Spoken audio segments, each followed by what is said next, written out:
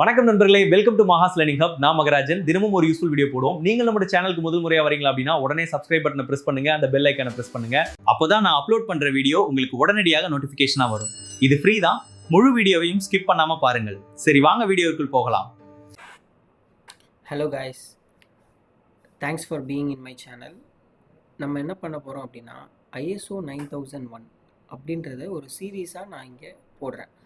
So இருக்கிற எல்லா கிளாஸோட கிளியர் எக்ஸ்ப்ளனேஷன், ISO அப்படின்னா என்னன்றது உங்களுக்கு கம்ப்ளீட்டாக தெரிகிற மாதிரி நம்ம இந்த சேனலில் சிம்பிளாக எக்ஸ்பிளைன் பண்ண போகிறோம். ஸோ ISO 9001 அப்படின்னா என்ன அப்படின்னு நிறைய பேருக்கு டவுட்ஸ் இருக்கும். ஸோ அது பெரிய விஷயம் அப்படின்னு நினச்சிட்டு இருப்போம். அப்படிலாம் எதுவுமே கிடையாது. Quality management system. ஸோ எல்லாத்துக்குமே ஒரு கைடு இருக்கணும். ஸோ இது இப்படி பண்ணால் இது இப்படிலாம் பண்ணணும் அப்படின்னு சொல்லிட்டு உங்களுக்கு ஒரு லிஸ்ட் ஆஃப் ஸ்டாண்டர்ட்ஸ், ஒரு எப்படி சொல்கிறது, ஒரு மேனுவல். இப்போ பைக் ஓட்டணுன்னா ஒரு மேனுவல் பார்க்குறீங்கல்ல, ஸோ அது மாதிரி ஸ்டாண்டர்ட்ஸ்ன்னு சொல்லுவாங்க நமக்கு. ஸோ அந்த ஸ்டாண்டர்ட்ஸை, குவாலிட்டி மேனேஜ்மெண்ட் சிஸ்டமை சக்ஸஸ்ஃபுல்லாக ரன் பண்ணணுன்னா நமக்கு ஒரு ஸ்டாண்டர்ட் ரெஃபர் பண்ணணுன்னு கேட்டால் வேர்ல்டு வைட் ஃபேமஸான ஸ்டாண்டர்ட் ISO 9001. ஸோ வாங்க அதை தெளிவாக பார்க்கலாம்.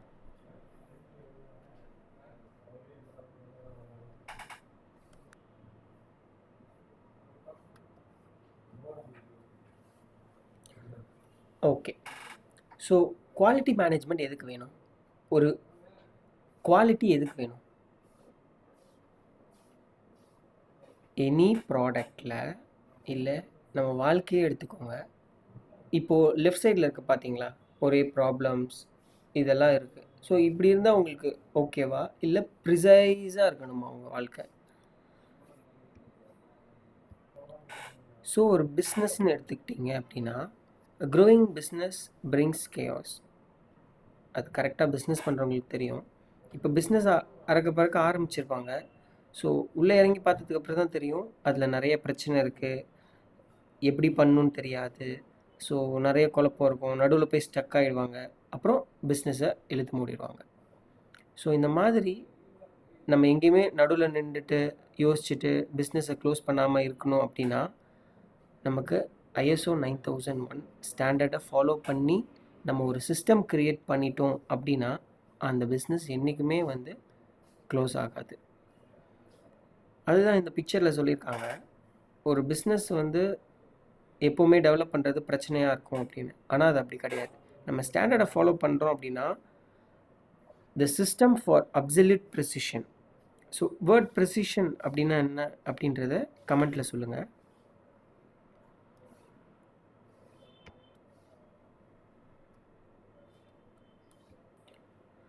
Okay, what exactly is ISO 9001? நான் முன்னாடி சொன்ன மாதிரி குவாலிட்டி மேனேஜ்மெண்ட் சிஸ்டம், QMS. இதை நல்லா மனப்பாடம் பண்ணி வச்சுக்கோங்க. இந்த வீடியோக்கு அப்புறம் உங்களோட way of thinking in your லைஃபே நீங்கள் சேஞ்ச் பண்ணிப்பீங்க. ஸோ குவாலிட்டி மேனேஜ்மெண்ட் சிஸ்டம் பற்றி தான் நம்ம தெளிவாக பார்க்க போகிறோம். ஸோ இப்போ எதுலேருந்து பார்க்குறோன்னா, ஹிஸ்டாரிக்கல் கண்டெக்ஸ்ட் என்னென்னா, the traces back to mid-20th century military and manufacturing quality assurance. So 20th centuryலேருந்து இதை ஃபாலோ பண்ணுறாங்க. So world's most popular standards for quality management system. So இந்த ISO 9001 என்ன சொல்கிறாங்க அப்படின்னா, world's most popular standard for quality management சிஸ்டம்னு சொல்கிறாங்க. அப்படின்னா என்ன அப்படின்னா, it's a framework to consistently provide product and services that meet the customer and regulatory requirements. So இப்போ நீங்கள் ஒரு பிஸ்னஸ் பண்ணுறீங்க, நீங்கள் ஒரு அவுட்புட் தரீங்க அப்படின்னா அது குவாலிட்டியாக இருக்கணும். இல்லை நீங்கள் சர்வீஸ் ப்ரொவைட் பண்ணுறீங்கன்னா அது கன்சிஸ்டண்ட்டாக இருக்கணும். அண்ட் உங்கள் லோக்கல் பாடி கவர்மெண்ட் ரெகுலேஷன்ஸை கம்ப்ளை பண்ணியிருக்கணும். ஸோ இதுதான் ISO 9001ஓட கான்செப்ட். ஸோ இப்போ நீங்கள் நிறைய பேர் ஸ்டாண்டர்ட்ஸ் வச்சுருப்பீங்க. ISO 9001 ஸ்டாண்டர்ட் கையில் ஹார்ட் காப்பி PDF இருக்கும். அப்படி இல்லைன்னா லிங்க்கில் கீழே ஃபர்ஸ்ட் கமெண்ட்டில் பின் பண்ணுறேன், யூஸ் பண்ணிக்கோங்க. ISO 9000 அப்படின்றது ஒரு ஒக்காபுலரி, அது வந்து ரெக்குயர்மெண்ட்ஸ் கிடையாது. இந்த கைட்லைன்ஸ்க்கு முன்னாடி அட்டாச் பண்ணியிருப்பாங்க. அதில் என்னென்னலாம் சொல்லியிருப்பாங்கன்னா, இந்த ஃபண்டமெண்டல்ஸ் அண்ட் கான்செப்ட்ஸ் எல்லாம் டெஃபினிஷன்ஸ் கொடுத்துருப்பாங்க. It's a guidelines only. So ISO 9001 அப்படின்றது தான் நமக்கு ரெக்குயர்மெண்ட். ISO 9000ன்றது வெறும் கைட்லைன். ஓகேவா? ஸோ ISO 9001 ரெக்யர்மெண்ட் ஆக்சுவலாக என்னென்னா, it's a rule you must meet to prove your ability to consistently deliver a standard that you get certified for. So ISO 9001 நீங்கள் நிறைய இடத்துல பார்த்துருப்பீங்க.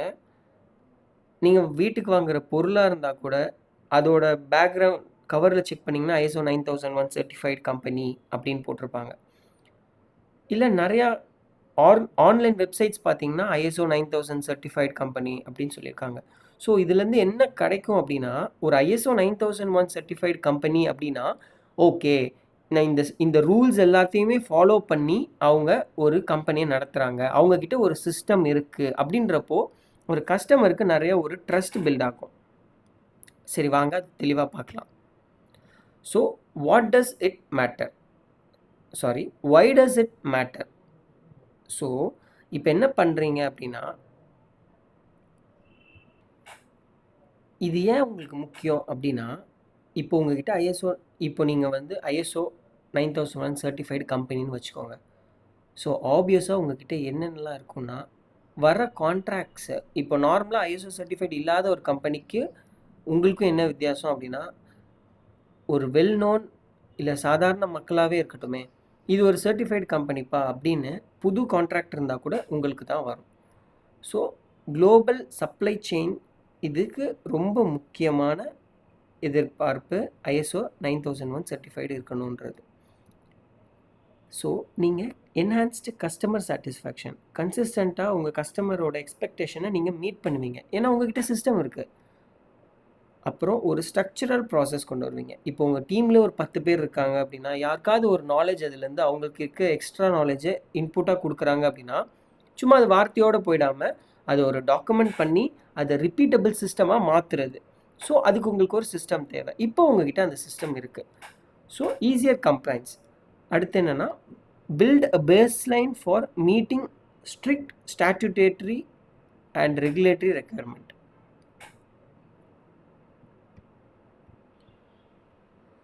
இப்போ உங்ககிட்ட ISO 9000 சர்டிஃபைடு இருக்கிறதுனால நீங்கள் ஒரு சிஸ்டம் க்ரியேட் பண்ணியிருப்பீங்க.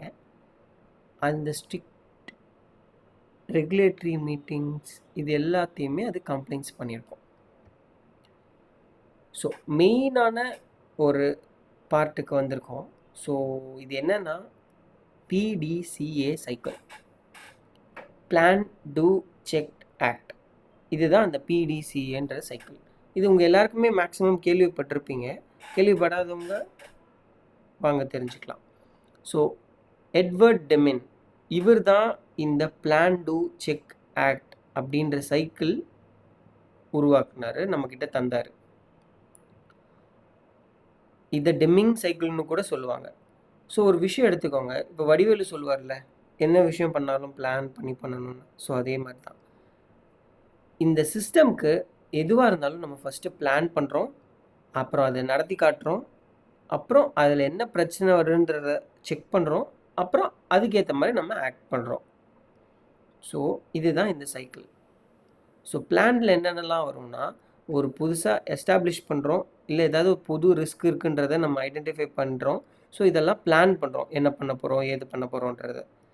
அதுக்கப்புறம் நம்ம பிளான் பண்ணதை எக்ஸிக்யூட் பண்ணுறோம், அதை இம்ப்ளிமெண்ட் பண்ணி பண்ணுறோம்.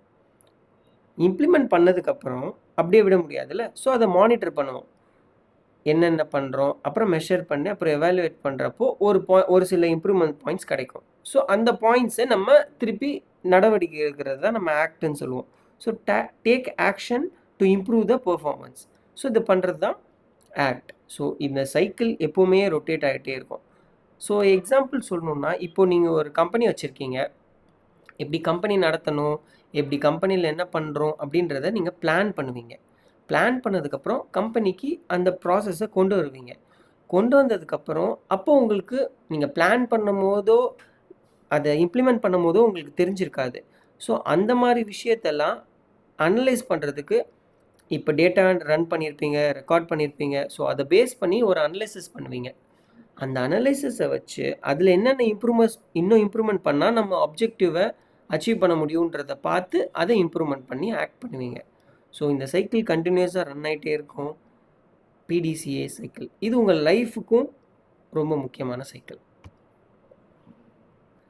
இந்த ISO 9001ல் இதை என்னென்ன சொல்லியிருக்காங்க, இந்த PDCA சைக்கிள் எங்கெங்கெல்லாம் அப்ளை ஆகுதுன்றத சொல்கிறேன்.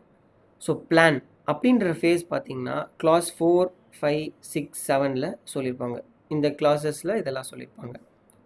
ஸோ டூ அப்படின்றது என்ன பண்ணணும் அப்படின்றத கிளாஸ் 8ல் நமக்கு எக்ஸ்பிளைன் பண்ணியிருப்பாங்க. ஸோ செக் அப்படின்றது நம்ம மானிட்டரிங், நம்ம பார்த்த மாதிரி மானிட்டரிங், மெஷர்மெண்ட் இதெல்லாம் எப்படி பண்ணுன்றத கிளாஸ் 9ல் சொல்லியிருக்காங்க. ஸோ கடைசியாக கிளாஸ் 10ல் தான் என்ன ஆக்ட் பண்ணுறாங்கன்றத நமக்கு சொல்லியிருக்காங்க. ஸோ என்னடா 4, 5, 6, 7, 8, 9, 10லாம் சொல்லிட்டேன், 1லேருந்து 3 வரைக்கும் எங்கன்னு கேட்டிங்கன்னா, ஸோ 1லேருந்து 3 வரைக்கும் என்னென்னா அது ஒரு பேசிக். ஸோ ஸ்கோப் என்னன்னு சொல்லியிருப்பாங்க, இந்த நார்மேட்டிவ் ரெஃபரன்சஸ் என்னன்னு சொல்லியிருப்பாங்க, அப்புறம் டேர்ம்ஸ் என்னன்றதை சொல்லியிருப்பாங்க. ஸோ என்னென்னு பார்த்தீங்கன்னா கிளாஸ் 1, 2, 3. ஸோ நான் பேசிக்காக என்ன பண்ணுறேன் இந்த வீடியோவில் அப்படின்னா, எல்லா கிளாஸஸ்க்கும் என்னென்னன்றதை நான் உங்களுக்கு இதில் சொல்லிடுறேன். பட் டீட்டெயில்டு வீடியோ ஒவ்வொரு வீடியோவாக நெக்ஸ்ட்டு நான் போடுறேன். ஓகே. ஸோ ஸ்கோப் கிளாஸ் 1ல் என்ன இருக்கும் அப்படின்னு பார்த்தீங்கன்னா ஸ்கோப்புன்னு இருக்கும். ஸோ ஸ்கோப்னா என்னென்னா இந்த ஸ்டாண்டர்ட் என்ன சொல்ல வருது, இந்த ஸ்டாண்டர்டில் எதெல்லாம் கவர் ஆகும், எதெல்லாம் கவர் ஆகாது அப்படின்றத தெளிவாக சொல்கிறது தான் ஸ்கோப். ஸோ நார்மேட்டிவ் ரெஃபரன்ஸ் அப்படின்னா என்னென்னா, இந்த டாக்குமெண்ட்டில் ஃபவுண்டேஷன்ஸ் ISO இப்போ 9000 நான் சொன்னேன் தெரியுமா முன்னாடி.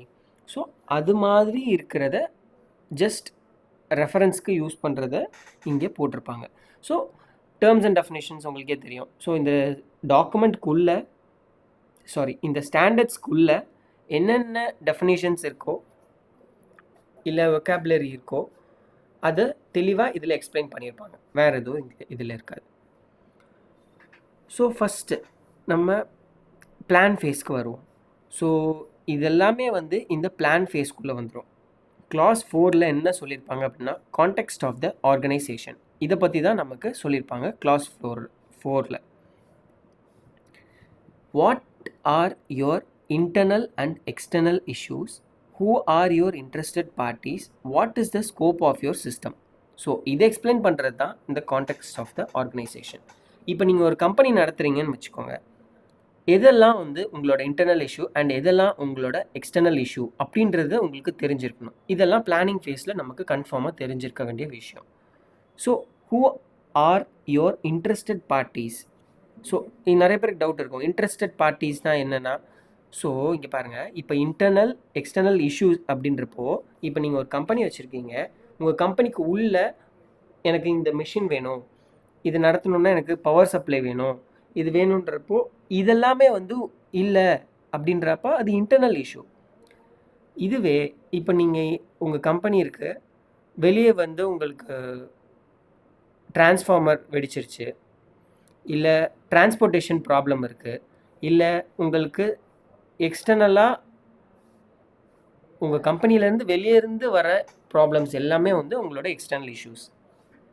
ஸோ இது ரெண்டத்தையுமே என்னன்றதை தெரிஞ்சு நீங்கள் டாக்குமெண்ட் பண்ணி வச்சுக்கணும். ஸோ அப்போ தான் நம்மளால் பிளான் பண்ண முடியும். இந்த பிளானிங் ஃபேஸில் இது எல்லாமே இருக்கணும். ஸோ இன்ட்ரெஸ்டட் பார்ட்டிஸ் அப்படின்னா என்னென்னா, இப்போ உங்களோட இன்ட்ரெஸ்டட் பார்ட்டினா, இப்போ நீங்கள் ஒரு கம்பெனி வச்சுருக்கீங்க, நீங்கள் ஒரு மேனுஃபேக்சரிங் பண்ணுறீங்கன்னா உங்களோட ப்ராடக்டை யாருக்கு செல் பண்ணுவீங்க, உங்களோட டார்கெட் பார்ட்டிஸ் யாருன்னா உங்களோட மெயின் டார்கெட் பார்ட்டிஸ் கஸ்டமர்ஸ். ஓகேவா? ஆனால் அவங்க மட்டும் இன்ட்ரெஸ்டட் பார்ட்டிஸ் கிடையாது. இப்போ நீங்கள் ஒரு மேனுஃபேக்சரிங் பண்ணுறதுக்கு தேவையான materials and raw materials and machineries இது எல்லாத்தையுமே ப்ரொவைட் பண்ணுறாங்கல்ல, இவங்க எல்லாருமே இன்ட்ரெஸ்டட் பார்ட்டிஸ் தான். ஓகேவா? So what is the scope of your system? Business ஆரம்பிக்கிறவங்களுக்கு, இல்லை நீங்கள் ஏற்கனவே ஒரு மேனுஃபேக்சரிங்கில் இருக்கீங்க அப்படின்னா பார்த்தா தெரியும், உங்களோட ஸ்கோப் என்னன்றது உங்களுக்கு தெரிஞ்சிருக்கும். ஃபார் எக்ஸாம்பிள், இப்போ நான் ஒரு பிஸ்னஸ் ஸ்டார்ட் பண்ண போகிறேன், நான் ஒரு கேட்ரிங் பிஸ்னஸ் ஸ்டார்ட் பண்ண போகிறேன் அப்படின்னா என்னோட கோல் என்னென்னா நான் ஒரு தரமான குவாலிட்டியான ஃபுட்டை டெலிவரி பண்ணணும், மேனுஃபேக்சர் பண்ணி ப்ராப்பராக கஸ்டமர்கிட்ட அவங்க கஸ்டமர் சாட்டிஸ்ஃபை ஆகிற மாதிரி நான் கொண்டு போய் சேர்க்கணும். ஸோ இதுதான் என்னோடய ஸ்கோப். ஸோ இந்த மாதிரி ஸ்கோப்பை பிளான் பண்ணி வைக்கணும். ஓகேவா? இதுதான் நம்ம கிளாஸ் 4ல் போட்டிருப்பாங்க. நான் கிளாஸ் 4க்கு வீடியோ போடும்போது அதை பற்றி ஃபுல் எக்ஸ்ப்ளனேஷன் கொடுக்குறேன். கிளாஸ் 5ல் என்ன சொல்லியிருப்பாங்கன்னா லீடர்ஷிப். ஸோ இப்போ top management cannot out source the quality. இப்போ நீங்கள் ஒரு கம்பெனி வச்சுருக்கீங்க அப்படின்னா உங்களோட குவாலிட்டியை நீங்கள் அவுட் சோர்ஸ் பண்ண முடியாது. நீங்கள் ஒரு டெஸ்ட் பண்ணுறீங்க அப்படின்னா வெளியே கொடுத்து டெஸ்ட் பண்ணிக்கலாம். அதே மாதிரி நீங்கள் ப்ராடக்ட் ஏதாவது செக் பண்ணுறீங்க, வாங்கிட்டு நீங்கள் வெளியே வாங்குறீங்கன்னா அதை அவுட் சோர்ஸ் பண்ணிக்கலாம் வெளியே இருந்து. ஆனால் அவங்களோட குவாலிட்டின்றது நீங்கள் தான் பில்ட் பண்ணணும். ஸோ அதுக்கு தான் நம்ம என்ன பண்ணுவோம்னா policy, committed to the customer focus and defined Rolle's.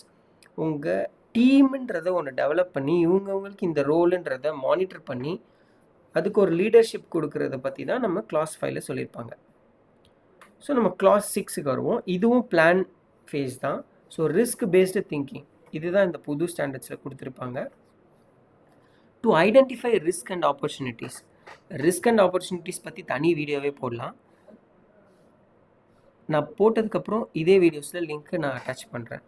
So risk based thinking அப்படின்னா என்னென்னா identify risk and opportunities, prevent undesirable outcomes before they happen, set measurable quality objectives.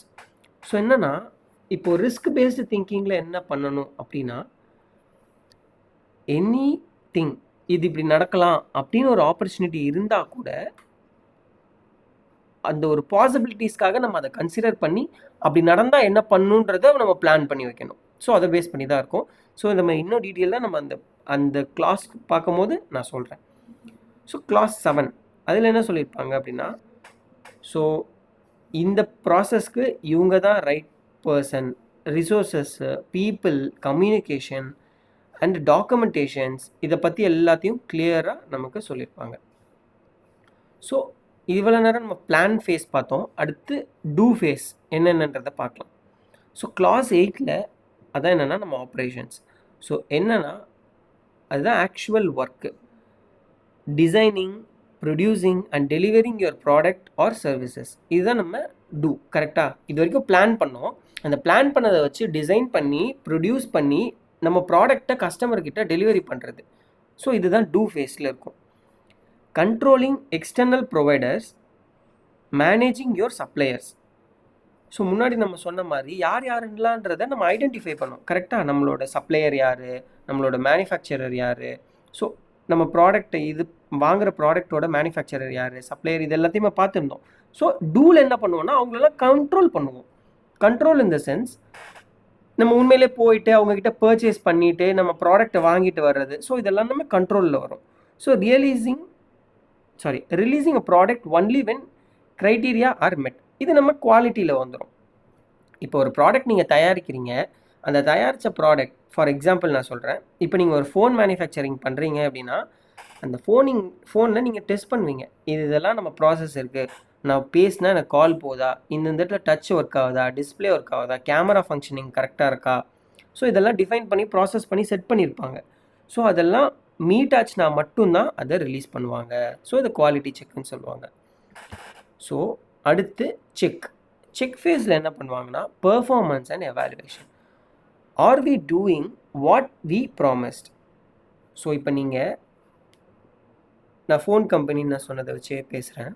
So இப்போ நீங்கள் ஒரு ஃபோன் மேனுஃபேக்சர் பண்ணுறீங்க அப்படின்னா நீங்கள் கமிட் பண்ணியிருப்பீங்க, இப்போ எனக்கு 100 மெகா பிக்சல் கேமரா அதில் இருக்குது, 7000 mAh பேட்ரி அதில் இருக்குது, நீங்கள் இதில் கால் பேசுனீங்க அப்படின்னா உங்களுக்கு 8 hours 9 hours இருக்கும் அப்படின்னு கிளைம் பண்ணுறாங்க அப்படின்னா சும்மா சொல்ல முடியாதுல்ல. அதுக்கு அவங்க ஒரு எவாலுவேஷன் நடத்தியிருப்பாங்க, அந்த டெஸ்ட்டு பண்ணியிருப்பாங்க, அதோட ரிசல்ட் வச்சுருப்பாங்க. ஸோ அந்த டைமை தான் என்ன சொல்லுவாங்கன்னா மானிட்டரிங் கஸ்டமர் சாட்டிஸ்ஃபேக்ஷன். இதெல்லாம் கொடுத்து கஸ்டமரோட சாட்டிஸ்ஃபேக்ஷனை அவங்க மானிட்டர் பண்ணணும். So analyse, evaluation, operational data. இப்போது ரிவ்யூஸ்லாம் பார்த்துருப்பீங்க. சில ப்ராடக்ட்ஸ்லாம் பார்த்தீங்க அப்படின்னா அவங்க மார்க்கெட்டில் செல் பண்ண ப்ராடக்ட்டை கூட ரிட்டர்ன் எடுப்பாங்க. இப்போ சாம்சங்ஸ் கூட ரீசெண்டாக என்ன பண்ணாங்கன்னா அவங்க டிஸ்பிளே ப்ராப்ளம் வந்தது. ஸோ அவங்க செல் பண்ண யூனிட் எல்லாத்தையுமே கால் பேக் பண்ணியிருக்காங்க. ஸோ அந்த மாதிரி இதில் பண்ணுவாங்க. அனலைஸ் பண்ணி எவாலுவேட் பண்ணி ஆப்ரேஷனல் டேட்டா வச்சு அனலைஸ் பண்ணுவாங்க. Conduct regular internal audits.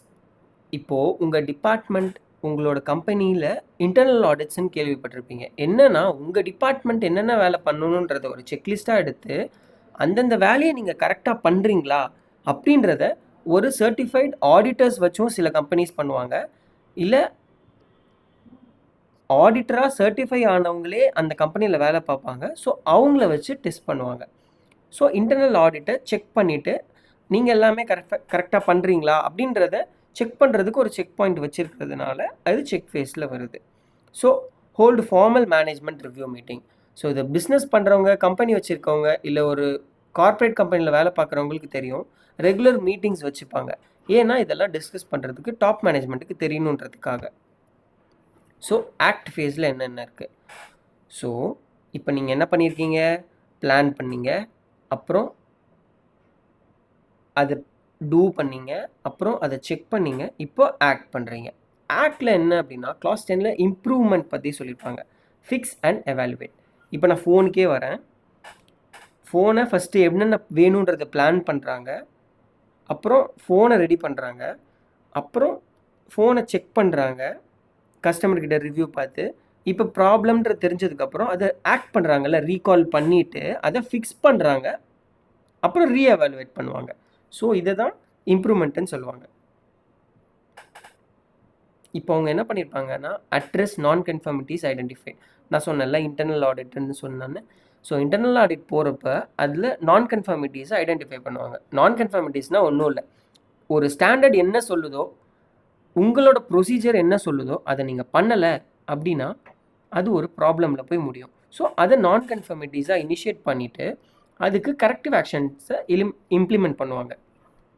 Corrective ஆக்ஷன்ஸ்னால் ஒன்றுமே இல்லை, இப்போ ஒரு தப்பு நடந்துருச்சு, அந்த தப்பை சரி பண்ணுறதுக்கு என்ன பண்ணணும் அப்படின்றத ஒரு ஆக்ஷன் எடுத்திருப்போம், அதுதான் corrective action. Eliminate the root cause. இப்போது அந்த தப்பு எதனால் நடந்துச்சு?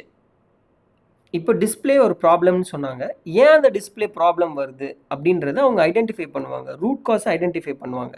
பண்ணதுக்கப்புறம் அந்த டிஸ்பிளே ப்ராப்ளம் ஆகிறதுக்கு காரணமாக இருந்த ரூட் காஸை கம்ப்ளீட்டாக சரி பண்ணிவிட்டு திருப்பி செக் பண்ணுவாங்க.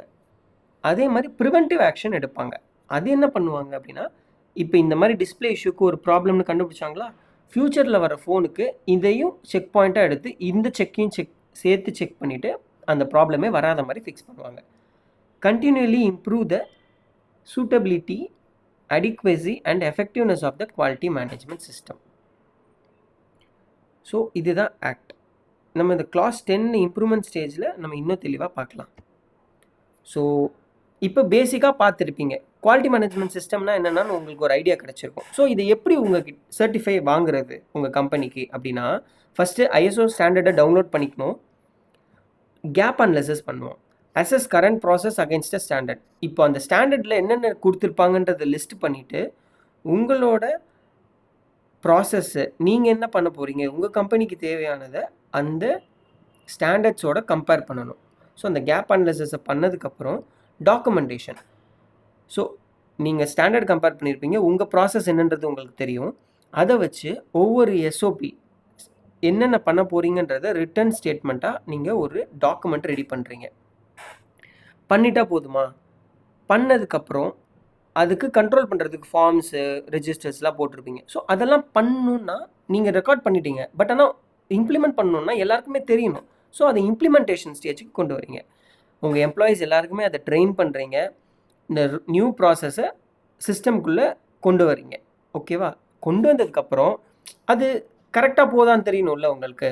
ஸோ என்ன பண்ணணுன்னா இன்டர்னல் ஆடிட்டர்ஸு இந்த ப்ராசஸ்ஸு ISO 9001 சர்டிஃபை ஆகிருக்கிற உங்கள் கம்பெனியில் இருக்க பர்சன்ஸை வச்சு என்ன பண்ணுவாங்க அப்படின்னா இன்டர்னல் ஆடிட்ஸ் நடத்துவாங்க. இன்டர்னல் ஆடிட் நடத்துகிற ஆடிட்டர்ஸ் என்ன பண்ணுவாங்க அப்படின்னா ஸ்டாண்டர்ட்ஸ்லேருந்து இங்கே நீங்கள் பண்ணதே தான், ஒரு ஸ்டாண்டர்ட் எடுத்து அந்த ப்ராசஸை நீங்கள் மேட்ச் பண்ணியிருக்கிறது உங்கள் ப்ராசஸில் இருக்கா அப்படின்றத பார்ப்பாங்க. உங்கள் ப்ராசஸை அந்த டிபார்ட்மெண்ட் ஒழுங்காக ப்ராசஸ் பண்ணுறாங்களா, ஏன்னா நீங்கள் இவங்களுக்கு ரோல்ஸ் அண்ட் ரெஸ்பான்சிபிலிட்டிஸ் கொடுத்துருப்பீங்க, எல்லாமே செக் பண்ணியிருப்பீங்க. ஸோ அந்த இன்டர்னல் ஆடிட் நடத்தி நீங்கள் எல்லாமே பர்ஃபெக்டாக பண்ணியிருந்தீங்கன்னா வெல் அண்ட் குட். அப்படி இல்லை அப்படின்னா அதுக்கு இன்டர்னல் ஆடிட்டு அப்சர்வேஷன்ஸ் பண்ணி நான் கன்ஃபர்மிட்டிஸ் இனிஷியேட் பண்ணி அதுக்கு ப்ராப்பர் கரெக்டிவ் ஆக்ஷன்ஸ் எடுத்து க்ளோஸ் பண்ணி ஸோ அந்த ப்ராப்ளமை கம்ப்ளீட்டாக சிஸ்டம்லேருந்து எடுத்துருவாங்க. ஸோ தட் உங்கள் ப்ராசஸ் இம்ப்ரூவ் ஆகும். ஸோ இன்டர்னல் ஆடிட் நடத்திட்டு அதுக்கப்புறம் எக்ஸ்டர்னல் சர்டிஃபைட் பாடி மூலிமா உங்கள் கம்பெனிக்கு நீங்கள் சர்டிஃபிகேஷன் வாங்கிக்கலாம். ஸோ இதுதான் ISO 9001 பற்றிய ஓவரால் வியூ. இதை நம்ம தெளிவாக இன்னும் நான் இந்த ஆக்சுவலி ஃபர்ஸ்ட் வீடியோ ஸோ கொஞ்சம் இப்படி பேசியிருப்பேன். பட் நெக்ஸ்ட் வீடியோலேருந்து உங்களுக்கு தெளிவாக ISO 9001 பிரேக் டவுன் பண்ணி தெளிவாக எக்ஸ்பிளைன் பண்ணுறேன். தேங்க்யூ. நன்றி நண்பர்களே. இந்த வீடியோ உங்களுக்கு யூஸ்ஃபுல்லா இருந்துச்சுன்னு நினைச்சீங்கன்னா லைக் பண்ணுங்க, ஷேர் பண்ணுங்க, சப்ஸ்கிரைப் பண்ணிட்டு மறக்காம பெல் ஐகானையும் பிரஸ் பண்ணுங்க. அடுத்து என்ன டாபிக் வேணும்னு கமெண்ட்ல சொல்லுங்க. அடுத்த வீடியோவில் சந்திப்போம். நன்றி, வணக்கம்.